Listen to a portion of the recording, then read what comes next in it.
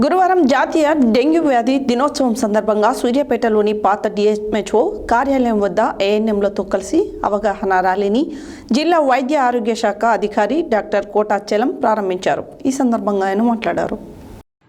గురువారం జాతీయ డెంగ్యూ వ్యాధి దినోత్సవ సందర్భంగా సూర్యాపేటలోని పాత డిఎంహెచ్ఓ కార్యాలయం వద్ద ఏఎన్ఎంలతో కలిసి అవగాహన ర్యాలీని జిల్లా వైద్య ఆరోగ్య శాఖ అధికారి డాక్టర్ కోటా చలం ప్రారంభించారు. ఈ సందర్భంగా ఆయన మాట్లాడుతూ ప్రతి శుక్రవారం డేగా పాటించాలని, ఇంటి చుట్టుపక్కల పరిసరాలను పరిశుభ్రంగా ఉంచుకోవాలని, దోమలు నిల్వకుండా తగిన జాగ్రత్తలు తీసుకోవాలని ఆయన అన్నారు.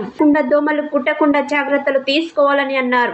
పాత కూలర్లు, టైర్లు, ఖాళీ సీసాలలో దోమలు చేరుతాయి కాబట్టి ఇంటి పరిసరాలు పరిశుభ్రంగా ఉంచుకోవాలని అన్నారు. ఏడిఎస్ దోమ పగటిపూట కుడుతుందని, దోమ కుట్టడం వలన ఆకస్మికంగా తీవ్రమైన జ్వరం రావటం, తలనొప్పి, కండరాల నొప్పి వస్తుందని అన్నారు.